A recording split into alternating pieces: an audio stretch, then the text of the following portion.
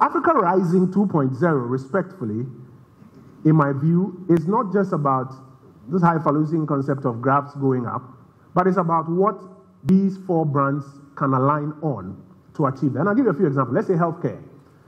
Find a public leadership brand that says, I want to ensure that my population is healthy and deploy good healthcare across the country. If the Ghana Health Service, the Nurses and Midwifery Council, the nursing training colleges are not aligned, are not investing in ensuring that the quality of healthcare is being delivered, it doesn't matter what you postulate at the top.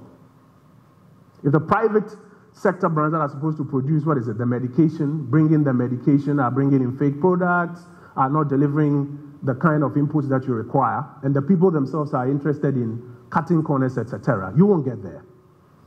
And I could go on and on and on with some more examples. If we decided to build the best bridges, and we committed ourselves from the public leadership point of view, and even the public institutions were aligned, and the contractors are not doing a quality job, or the contractors are doing, but the brand you is not willing to pay up whatever is required to pay the contractors, won't get it. So I'm going to end my conversation on this point here. Purposive alignment between these 4 brands is what it will take for Africa Rising 2.0 to happen. Without it, we are not going there. What do we need to make it happen? I want to respectfully submit to you 4 things. One of the things that we have lost and we are losing, and it's very dangerous for us, is trust. There's a decline in trust between these 4 brands. Public leadership brands, public institutional brands, the people themselves, private sector brands. And there's a decline in trust. Everybody believes that nobody is going to deliver what they are talking about, and that you can cut some corner before you get what you're looking for. One of the 4 things that we need, if we're going to get the alignment of these 4 brands to achieve Africa Rising 2.0, is trust. So for us as an agency of government, we are trying to build some more trust. We may not be succeeding every day, a lot of difficulties in that exercise, but we're trying to build some more trust between us and the other 3 brands. And we're asking our institutions and the public sector institutions and our agencies to work to build more trust. I think that you need to also submit to your client brands and yourselves respectfully that we have to work to build some more trust. Else, we will not have that glue that allows us to achieve Africa Rising 2.0. A second thing that we need, I think, is positivity. Positivity. There's an increasing cynicism, particularly between public institutions and public leadership brands on one side, and then you have people and private brands on that side. And this increasing cynicism of nothing can be done, it won't work, is something we have to work out.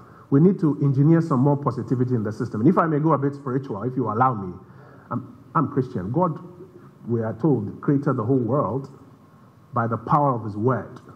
What we speak happens. So if we increasingly keep speaking that it cannot be done, it will not happen, it is not going to happen, we are speaking a self-fulfilling prophecy into being. And I think that we need some more positivity in this Africa Rising enterprise.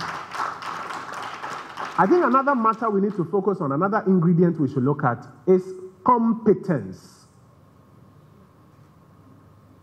So your client who is promising a new product, how competent is his team to deliver on that product that he's promising? Because a brand is not just a promise, it's a promise fulfilled.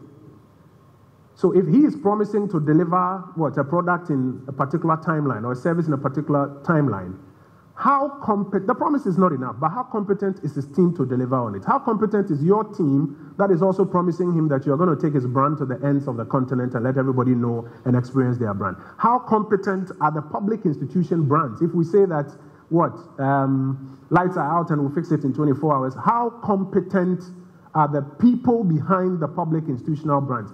How competent are we, the public leadership brands? And if Africa is going to rise 2.0 in accordance with the new pillars I am respectfully submitting to you, I think competence is something we should pay some more attention to across board, from the top way down to the bottom. And I think finally we need some more grit, some more resilience. The fact that we tried today and didn't get the full results, and we tried today and maybe we failed, does not mean that tomorrow we oughtn't try. Apple is doing great today, but what was it? Steve Jobs was fired, was he not?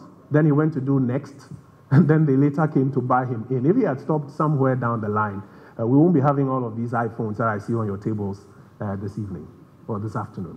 So we need some more resilience and grit.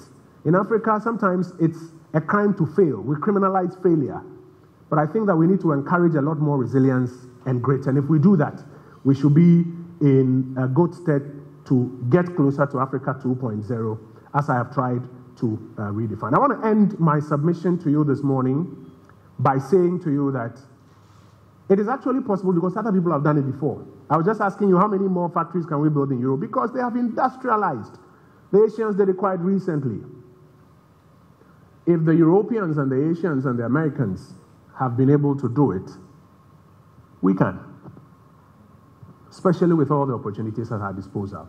But it will only take the collective alignment of public leadership brands, public institutional brands, private sector brands like you and your clients, and the people.